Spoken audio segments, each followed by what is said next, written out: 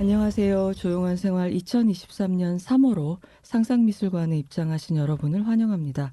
제 곁에는 어김없이 우리의 도슨트 이진숙 선생님 나와 계십니다. 반가워요, 선생님. 네, 안녕하세요. 오늘은 제가 제 소개를 이렇게 하고 싶네요. 어떻게? 네. 조용한 생활을 들으라고 이야기를 해주면 꼭 네. 즐거운 생활이라고 말하는 아. 친구를 가진 이진숙입니다. 아니, 우리 프로그램 제목은 그렇게 헷갈릴 제목은 아닌데 그래도 또 즐거운 생활 이렇게 나오는군요. 네, 그래서 저도 적응을 했어요. 그래서 조용한 음, 생활을 들으면 즐거운 생활이 될 돼. 거다. 네. 오늘은 2023년 상반기에 우리가 약속한 국내 전시 해설 시리즈 세 번째 시간으로 서울 말고 부산에서 열린 전시를 골라주셨는데요. 소개해 주시죠. 네, 이게 무라카미 다카시의 무라카미 좀비라는 음, 부산시립미술관에서 열린 전시예요. 본격적인 전시 해설을 하기 전에 드릴 말씀이 있는데요. 원래는 3월 12일까지 전시 예정이었는데 전시의 반응이 폭발적이었는지 전시가 연장되었습니다. 4월 16일까지 부산시립미술관에서 전시가 진행되고요. 기간이 짧아서 못 가셨던 분들은 부산 여행도 하실 겸 부산시립미술관 방문하셔서 저희 방송과 함께 전시 관람하시면 좋을 것 같습니다. 작가 이름은 무라카미 다카시, 그리고 부제처럼 있는 게 무라카미 좀비. 못 보신 분들도 작가의 전반을 알 수 있도록 설명 잘 부탁드립니다. 네네. 아마 여러분들이 계속 여기 저기에서 부분적으로라도 이제 보시고 계속 뉴스에서도 무라카미 다카시의 작품이 얼마에 팔렸다, 무라카미 네. 다카시가 전시를 어디서 했다, 무슨 일이 벌어졌다 이런 얘기를 들을 수 있는 작가이기 때문에 아, 한국에 온 김에 한번 전반을 살펴보는 것도 상당히 재밌겠다 싶어갖고 강력 추천을 했죠. 굉장히 뭐 비싼 작가 이런 기사들 나오잖아요. 뭐 베스트 뭐 그런 데 들어가는 분인가요? 그렇죠. 제일 아. 요즘에 핫하게 잘 팔리는 작가이죠. 아, 그리고 네. 또 NFT 관련해서도 네. 이제 자주 이야기가 되는 작가이기도 합니다. 네. 그리고 또 제가 이제 강력하게 이 전시를 봤으면 좋겠다라고 했던 이유 중에 하나가 일본 현대 미술을 대표하는 작가고 또 일본 현대 문화에 담겨져 있는 네. 기본적인 개념들을 또 잘 볼 수 있는 전시여서 추천을 제가 드렸죠. 네. 전시가 세 파트 플러스 원으로 구성이 돼 있어요. 네. 부산시립미술관 본관 2층에는 네. 귀여움, 기괴함, 덧없음이라는 이제 세 파트로 나눠서 전시가 되고 있고요. 직설적이네요. 아주 주제를 그냥 딱딱. 네. 그리고 사실 이 개념이 이제 일본 문화를 관통하는 아하. 중요한 개념이기도 하죠.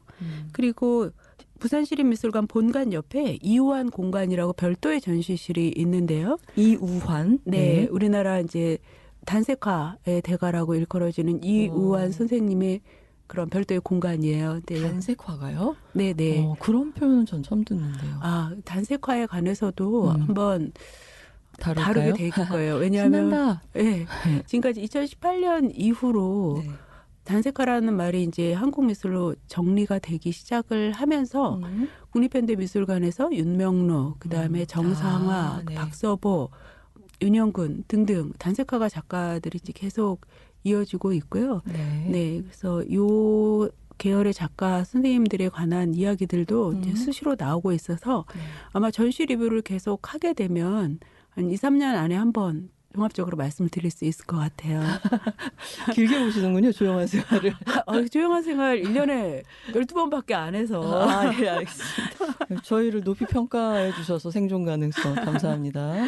네, 그러면은 그 공간에서는 좀 네, 그 원상이라고 해서 원상이요. 네. 또 이완 선생님의 그 미니멀한 어떤 단색화 계열의 작품과 네. 조응하는 신작을 선보이는 전시입니다. 그러면은 원상이 우리가 생각하는 동그라미 원인가요? 네. 그래서 우리 옛날에 광고 중에 정관장 광고 혹시 기억하실지 모르겠어요. 그래서 갑자기 큰 붓으로 네. 원 하나를 그리는 오, 그 아주 인상 깊은 광고가 있잖아요. 알아요. 네, 그게 이제 일필휘지라고 동양화를 하시는 분들에게 굉장히 중요한 컨셉이잖아요. 네, 그러니까 알죠. 길을 모아서 마음과 몸으로 그림을 한 번에 그리는 동양적인 작법인데 그런 형태로 그리는 그림인데 아마 본관에서 이제 작품을 보신 분들은 굉장히 의아하다 싶으실 텐데요. 네. 이 무라카미 다카시가 원래 동양화를 전공을 했기 때문에 이제 가능한 작품이기도 하죠. 그리고 아마 이 좀비라는 말 때문에 저는 김혜리 기자님하고 굉장히 많은 얘기를 하게 될 거라고 생각이 드는데요. 이거 좀비는 뭐지? 여기 왜 타이틀에 좀비가 있지? 하는 네, 생각이 이게 드는데요. 우리가 이제 무라카미 다카시 작품들을 보면 네. 첫 번째 파트가 귀여움이잖아요. 네. 그러다 보니까 굉장히 우리가 알고 있는 12개의 꽃잎이 달린 아. 꽃 이미지라든가 네. 해서 되게 귀엽고 예쁘고 잘 팔리는 그런 이미지로만 알고 있는데 무라카미의 꽃 이러면 다 아는 거죠. 그렇죠. 거의 아트 상품이죠. 그냥 네. 요즘은 뭐 인터넷에도 쉽게 살 수 있는 그런 상품이 되어버렸죠. 네. 근데 그 안에 깔려 있는 것은 현대사회의 공포죠. 특히 일본이란 사회가 2차 대전에 이제 원폭 피해 네. 그리고 2011년에 동일본 대지진 이제 이런 일들을 겪으면서 일본 사회뿐만 아니라 전 세계적으로 느끼고 있는 불안과 공포스러움 그런 것들을 이제 표현한 게 이 좀비 미학이다 이렇게 설명을 하고 있더라고요. 네. 네, 그래서 아주 귀엽지만 아주 기괴하고 아주 덧없는 세계로 한번 가보시겠습니다. 예. 약간 긴장이 되네요. 사실 이 느낌을 알기 위해서는 무라카미 다카시가 갖고 있는 고유한 지위를 좀 이해를 하셔야 될 것 같아요. 사실 우리가 알고 있는 일본 현대 미술가들이 꽤 있잖아요. 네. 요시토모 나라라든가 예. 아니면 요즘 이제 거의 루이비통하고 협업을 굉장히 많이 하셔서 루이비통 전속 모델처럼 느껴지는 쿠사이 야요마. 쿠사마 야요이. 네, 쿠사마 야요이. 우리 이주 선생님은 이 이름 바꾸기의 귀재이십니다. 아무튼 여러분 땡땡이 화가로 잘 알고 계시는 네. 쿠사마 야요이. 네, 쿠사마 야요이 등등의 이제 예술가들이 있는데 이렇게 해외에 알려진 예술가들 말고 일본 국내에서 또 많이 유명한 작가들이 또 따로 있어요. 네. 마코토 아이드라든가 테츠야 이시다 같은 작가들이 있는데 이런 작가들은 일본 내적인 문제에 굉장히 골몰한 그런 사람들인 거죠. 제가 아는 이름도 있고 모르는 이름도 있는데요. 동시대 가장 중요한 일본 아티스트 중에서 무라카미 다카시는 어떤 존재인가요? 제가 보기엔 무라카미 다카시는 굉장히 공격적으로 일본 문화를 해외에 프로모션하는 작가로 보여요. 무라카미 다카시는 1962년생이거든요. 네. 그리고 어린 시절을 잘 기억을 하고 있는데요.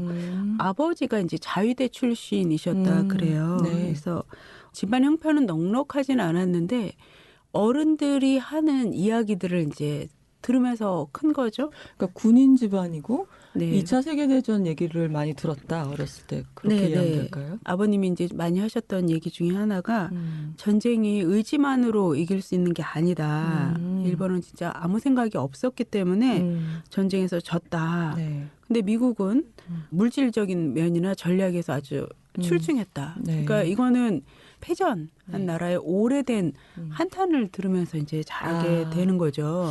꼭 그렇더라고요. 우리가 왜 졌는가를 학문적으로나 정서적으로나 굉장히 오랫동안 곱씹더라고요. 네, 그러니까 저는 이제 독일 문학을 전공을 했기 때문에 그렇죠. 독일 쪽 지식인들의 태도를 보면 우리가 어떻게 하다 가해자가 됐는가 그리고 다시는 가해자가 되지 않기 위해서 무엇을 해야 되나에 대한 성찰이 굉장히 이제 깊잖아요. 그렇습니다. 네, 그럼에도 불구하고 이제 신나치주의라는 것들이 있는데 막지를 못했죠. 네, 일본은 오히려 자기네들이 이제 피해자라고 생각을 하고 있는 측면들이 굉장히 강한 것 같아요. 맞아요. 그러다 보니까 이게 전후 일본 문화 전체에서 이제 녹아 들어간 거죠. 그리고 이게 뭐 국가 이념상으로 어떤 철학적으로 구체화되고 표현되고 이럴 수는 없는 것이고 오히려 국민들의 생활 감정 속에서 이제 이렇게 녹아 들어가 있는 거죠.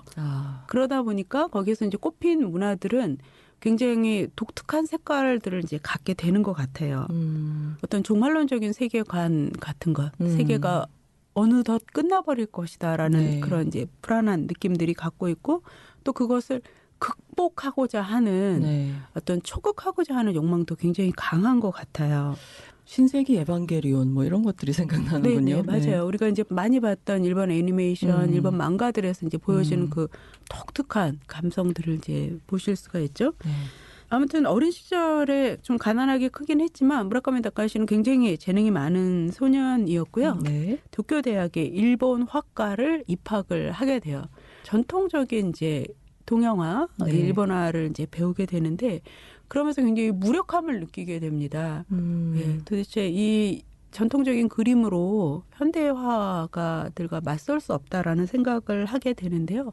그럼에도 불구하고 끝까지 공부는 마쳐서 도쿄 대학에서 일본화로 박사를 한 이제 1호가 되죠. 1호예요? 네네. 아. 이론적으로 그다음에 실천적으로 잘 무장을 하고 있었는데요. 그에게 기회가 옵니다. 네. 그게 이제 94년에 아시아 문화협회 보조금으로 뉴욕에 이제 체류를 하게 되는데요. 아니 이분은 굉장히 경력이 스트레이트하네요. 모범생 같은데요? 네네. 네. 그러니까 굉장히 전략적이고 자기가 생각하는 것들을 거침없이 해냈더라고요. 실행력도 강하고. 네. 사실은 1년 체류권으로 주어진 그 네. 순간에 페로탄 갤러리라고 굉장히 유명한 알죠. 갤러리가 네, 있죠. 여기 저 서울에도 있지 않습니까? 네. 이번에 이제 서울에 들어와서 좋은 전시 많이 하고 있는데요. 거기서 이제 개인전을 하고 뉴욕에서 본거지를 틀고 작업을 하게 되죠. 네. 낭비 없는 인생 그 자체네요. 네, 이번에도 굉장히 낭비가 없습니다. 갭이어라는 게 없네요, 이분은. 네, 이번에 전시를 위해서 예. 부산시립에서 이제 오프닝 파티를 했을 때도 네.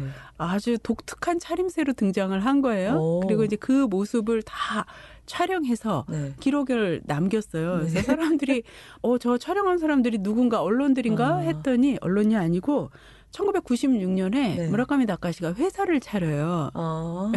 그 회사 이름은 놀랍게도 히로뽕 컴퍼니였습니다.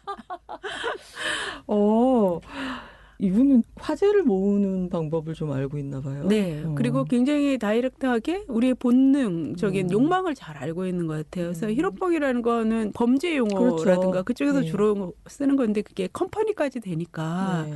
이게 뭘 하겠다라는 게 너무 분명해지죠. 앤디 워홀 팩토리 같이 작품 만드는 회사인가요? 아니면 에이전시인가요? 둘 다 하는 거. 작품 만드는 회사이고 네. 자기 같은 젊은 일본 작가들을 프로모션하는 네. 이제 회사인 거예요. 그래서 무라카미 다카시를 일본의 앤디 워홀이라고 이제 예. 이야기를 하고 팝 아티스트로 분류가 되나요? 네. 네네. 그래서 이제 앤디 워홀의 팝아트는 1960년대에 등장을 했고요. 네.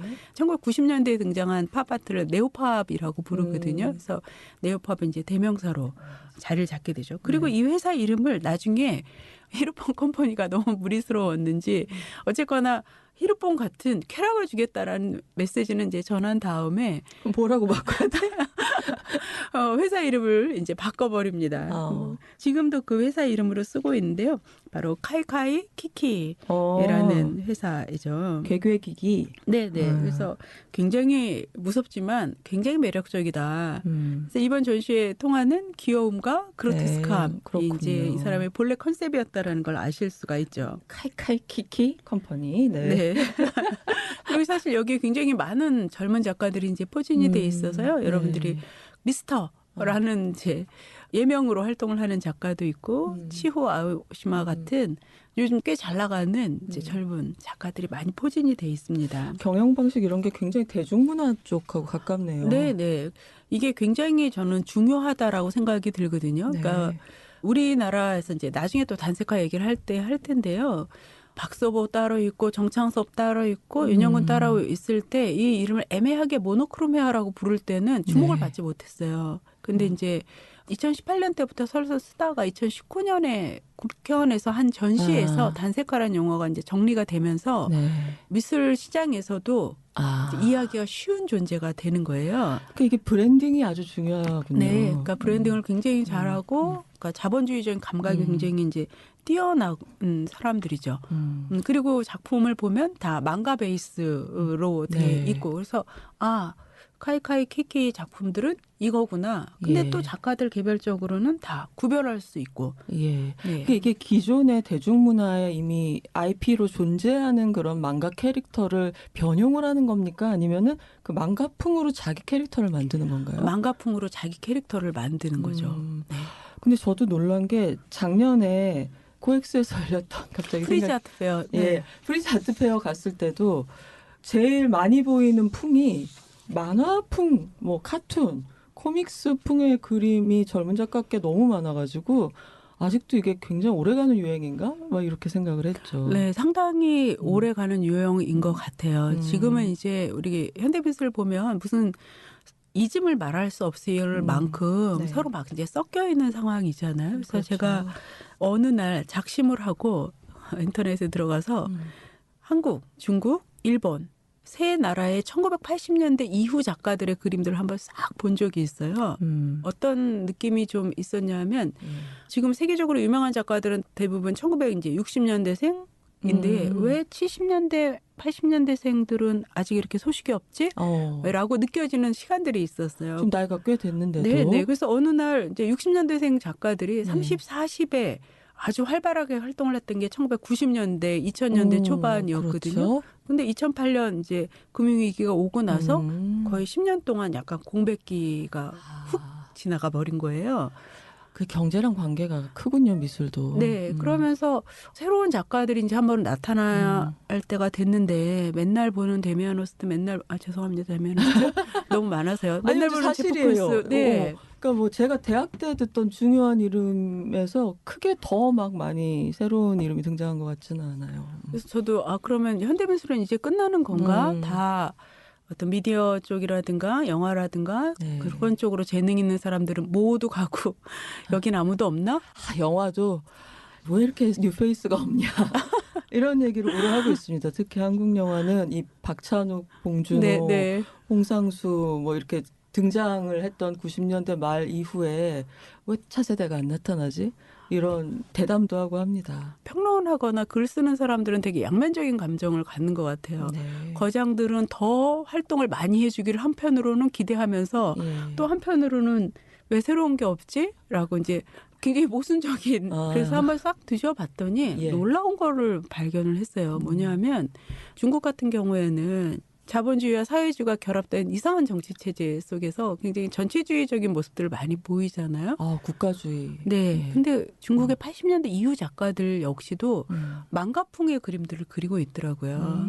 그리고 한국 작가들은 망가풍이라는 게 너무 자연스럽게 녹아 들어가서 뭐 이걸 특별히 이건 망가적 성분이다 이렇게 분석하기 어려울 정도로 들어가 있고요. 그래서 이게 전 세계적으로 이제 신자유주의 뭐 우리 그런 얘기 많이 하잖아요. 이게 서로를 만나게 하면서도 또 서로를 배척하게 하고 개인적 공간으로 이제 밀어넣는 문화들이 이제 생기면서 이 망가풍의 그림들이 꽤 그려지는구나라는 생각들이 좀 들었어요. 이런 말씀을 드리는 이유는 딱 하나인 것 같아요. 무라카미 다카시가 그만큼 어떤 흐름에 맨 앞에 서 있는 이제 선두가 되는 작가다라는 걸로 정리를 해드릴 수 있고요. 아마 그래서 지금 이 전시에 가시면 여러분들이 무라카미 다카시 전이고 무라카미 좀비라고 하는데 또 이완의 친구들이다 이런 얘기를 해요.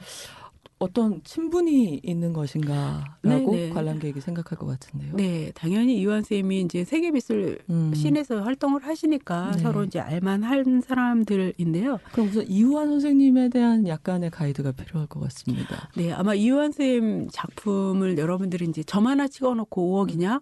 뭐 이런 기사들 많이 보셨을 거예요. 그 기사 제목이었습니까? 네, 이런 투의 기사들이죠.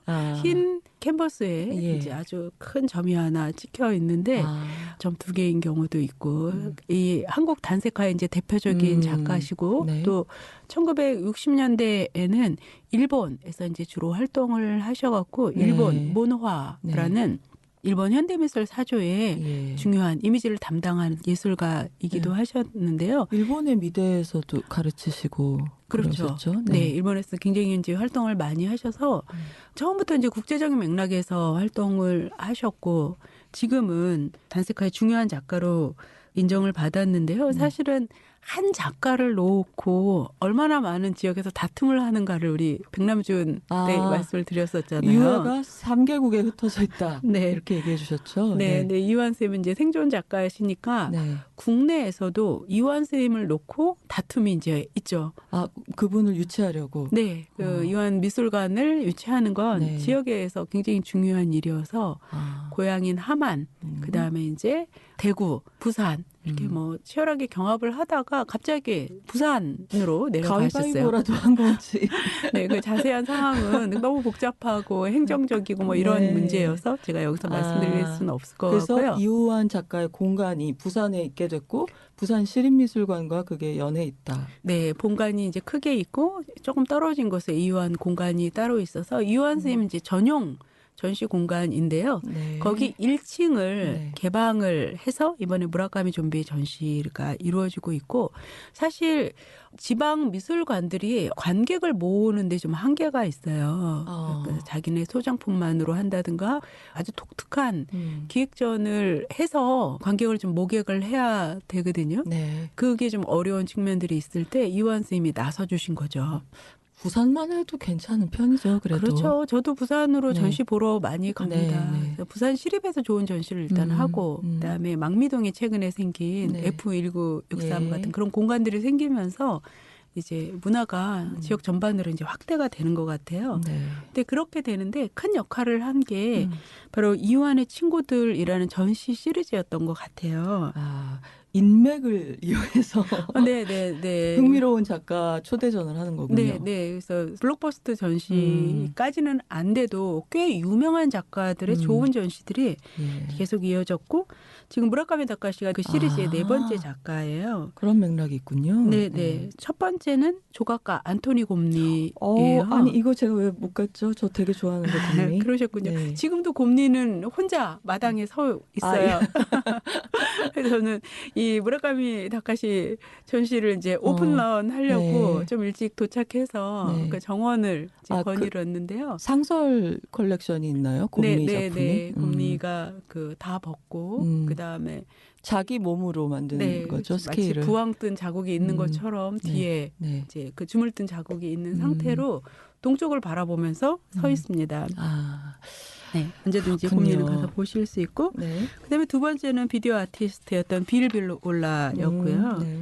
그다음에 이제 세 번째가 크리스티안 볼탄스키의 전시였어요. 이분은 어떤 작가? 네, 설치미술 작가였고요. 네. 그다음에 유대인의 이제 네. 학살에서 너무 충격을 받은 이후로 역사에서 행해진 잔인한 죽음들, 국가폭력 같은 것들에 대해서 꾸준히 천착해 오면서 작품을 했고 여러분들이 이제 가장 유명한 작품으로는 인간의 심장 소리를 다 녹음해서 여러 사람의 심장 소리를 듣게 해주는 작업이 있어요. 그 심장 소리를 듣는 체험은 굉장히 각별했거든요. 네. 그러니까 예를 들어서 저도 아주 사적인 얘기인데 네. 약간 공황장애 같은 게 이제 어느 순간에 오는 네. 적이 있어서 병원에 이제 냅다 뛰어가서 네. 나는 죽을 것 같다. 나를 살려내라. 나 심장이 이상하다라고 했더니 이제 의사 선생님이 저를 눕혀놓고 심장 소리를 듣게 해주셨어요. 근데 심장이 잘 뛰고 있더라고요. 네.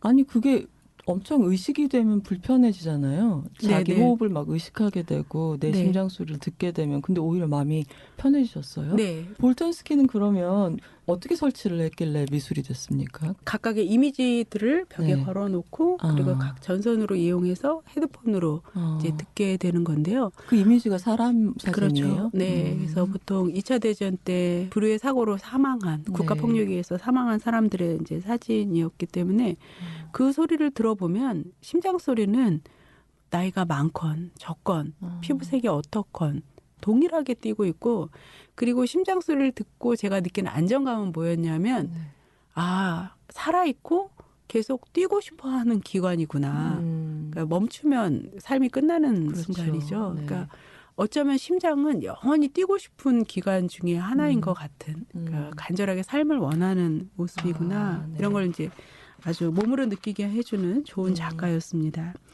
그리고 이제 네 번째 작가로 무라카미 다카시. 예. 네. 아까 말씀하신 것처럼 무라카미 다카시는 진짜 낭비 없는 인생, 직진만 하는 인생이었던 것 그러니까 같아요. 그 개막식에 온 것도 알뜰하게 찍어가지고 나중에 어떻게 작품에 사용을 그렇죠. 할. 살바도르 달리가 1936년에 네. 그 초현실주의 전시에 예. 머구리를 쓰고 나타나서 나는 무의식의 깊은 바다를 헤엄쳐서 보물을 이끌어내는 네. 그런 잠수부다. 막 네. 이렇게 이제 자기를 쇼잉하잖아요. 내가 친구면 모르는 사람인 척하고 있을 것 같아. 좀 창피한. 어쨌거나 그 개막식 장면도 못 본 게 좀 아쉽네요. 네, 여러분들이 아마 인터넷 검색하면 이제 보실 수 있으니까 한번 보시고요. 그래서 네. 기록은 언젠간 역사가 된다라는 걸 너무 잘 의식을 하고 있는 사람인 것 같아요. 네. 그리고 여러 전시를 통해서 이제 계속 제일 잘 나가고 있었고요. 아마 네. 그 정점 중에 하나가 2010년에 베르사유 궁전에 있었던 전시인 것 같아요. 오, 이렇게 일반 전시의 공간을 베르사유가 내주나 봐요? 2008년부터 이제 그렇게 하기 시작했죠. 네. 사실 프랑스가 인상주의 이후로 배부르고 만족한 상태였어요. 미술 쪽으로. 그렇죠. 네. 루브르 가고 오르세 가고 나면 벌써 기본 코스죠. 네. 지베르닌이 어디니 또 인상주의자들 따라다니다 보면 네. 니스까지 내려가고 뭐 예. 이런 여러 가지 일들을 다 하게 되잖아요. 그렇죠. 뭐 보나르, 마티스 이런 거 남쪽 그렇죠. 프랑스 쪽에 가면 많이 있고. 그러다 보니까 어느 순간에 이제 현대미술 쪽에 약간 투자가 좀 부족하다고 느끼기 시작해서 과거의 부에 취해서 그렇죠. 인상주의의 유산에 취해서 네.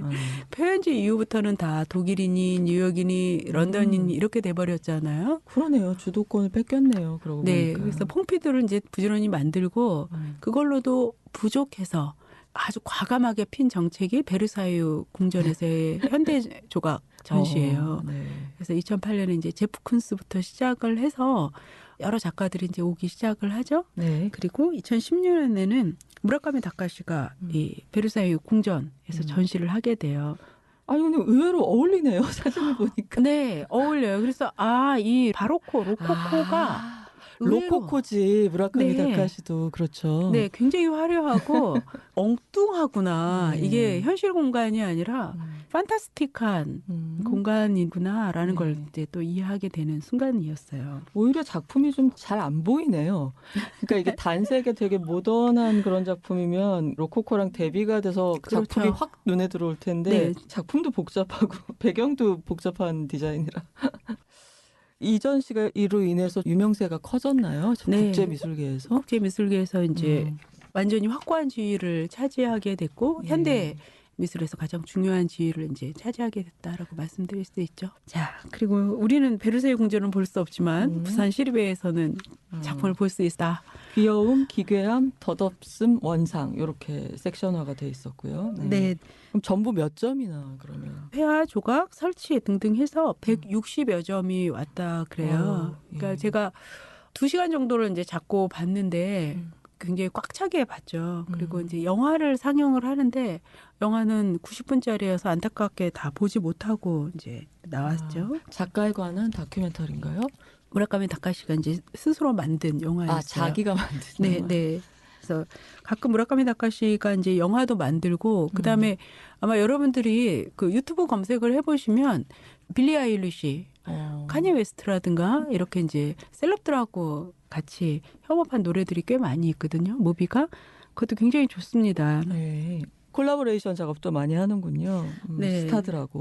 자, 전시를 지금 이제 가서 현장에서 보신 듯이 네. 설명을 좀 드리면 1층에 로비부터 대형 작품이 설치가 돼 있는데요. 네. 커다란 6m 높이의 네. 천으로 반원을 만들고 가운데에 욕망의 불꽃이라는 황금으로 된 조각이 서 있는 작품이에요. 욕망의 불꽃이 중앙에 있고 그 뒤에 이렇게 디오라마 같이 배경을 천으로 들이워놨군요. 네네. 근데 이 작품은 무라카미 다카시가 혼자 한 게 아니라 뭐 메드사키, 텐가완 완스카, 뭐 타쿠미 카세노 등하고 이제 협업을 한 작품인데요. 작품 제목이 연옥도예요. 지옥도가 아니라 연옥도. 네. 그 연옥이라는 게 이제 지옥과 천국의 중간 단계고 사실은 우리가 사는 삶의 공간을 그냥 은유한 얘기일 텐데 예. 모든 욕망에 괴로워하고 있는 형상들이 있고 그 앞에 우리를 연옥에 빠뜨리는 원인으로서의 욕망의 불꽃이 이제 타오르고 있는 모습이 되는 거겠죠. 아하. 그럼 이거는 귀여움, 기괴함, 덧없음 뭐 이런 거에 속하지 않는 건가요? 인트로 부분이 되겠죠. 당신은 바로 욕망의 불꽃이 타오르는 연옥에 와 있고 그것들을 보면서 이제 2층으로 올라가시면 본격적으로 이제 작품이 귀여움으로부터 시작이 됩니다. 네. 귀여움의 방에 들어가시면 네. 정말 귀여운 애를 만나게 되거든요. 빨강, 파랑, 하양 이제 표현이 돼 있는 DOB 모습을 보실 수 있어요. DOB요. 네. DOB가 어딨나라고 생각을 하실 텐데요. 미키마우스처럼 생긴 네. 애예요. 그래서 동그란 귀가 이렇게 달려 있는데 DOB의 오른쪽 귀죠. 네. 오른쪽 귀에는 D가. 그다음에 얼굴이 동그란 게 O고 네. 왼쪽 귀에는 B라고 써 있어서 DOB라는 것이 그냥 얼굴 자체에 표현이 돼 있는 아주 한편으로 굉장히 귀엽게 생긴 애입니다. 귀가 얼굴만 합니다. 네. 이게 이제 무라카미 다카시의 첫 번째 캐릭터죠. DOB는 무슨 뜻인가요? 아무 의미가 없고 얘 이름이에요. 그리고 그 밑에 보면 도보지테 오샤만베 이렇게 써 있어요. 무슨 뜻이에요? 그래서 저도 처음에 이게 무슨 오음 진리교 같은 그런 주문일까? 설마. 오음 진리교라고 말씀을 드린 이유가 뭐냐면 이게 이제 우리는 거기서부터 거리를 가지면서 이야기할 수 있어요. 남의 일이니까. 그런데 실제로 그 오음 진리교 사건이 1995년에 벌어지게 되잖아요. 시린가스 지하철에 살포한 사건. 네, 네. 그 배우가 이제 오음 진리교이고 오음 진리교의 교주가 체포가 됐고 네. 더 놀라운 건 오음 진리교에 일본의 대단한 인텔리 계층들이 많이 빠져들었다는 게 그 사람들에게 너무 충격이었던 거예요. 오음 진리교라는 것이 바로 일본 문화의 공허함, 철학의 부재를 보여주는 사건처럼 지식인들에게 이제 여겨졌어요. 그리고 이 도읍 역시도 그와 마찬가지의 느낌인데요. 그럼 도보지테 오샤만베는 아무 뜻이 없습니다. 일본어에서 원래 있는 말이 아니라 네. 그냥 무의미한 말을 조어를 한 거예요. 네네. 아하. 그래서 이 도보지테 오샤만베에서 이제 디오비가 나왔다라는 설명인 거고요. 그러니까 철저히 다다처럼 무의미한 말 그 자체인 거예요. 그리고 그 형상은 미키마우스하고 도라에몽 합친 거다. 혹은 뭐 도라에몽과 소닉을 합친 거다. 뭐 이제 이런 식으로 망가적인 분위기를 많이 갖고 있는 형상인 거죠. 이 디오비를 만들어서 무라카미 다카시가 하고 싶었던 건 뭐냐 하면 어떤 것도 진실하지 않은데 반복되면 사람들은 그게 존재라고 믿고 네. 그걸 또 받아들인다라는 거예요. 이게 이제 오음 진리교와 관련이 돼서 이야기할 수 있는 거죠. 진리가가 있던 없던 간에 계속 발화가 되고 데이터가 쌓이면 허상이 리얼리티가 된다. 네네. 반복을 통해서. 그래서 어떤 삶과 현실에 대해서 귀엽기만 하고 아무것도 이해하지 못하는 멍청이 캐릭터를 이제 만든 게 바로 이 돕 시리즈예요.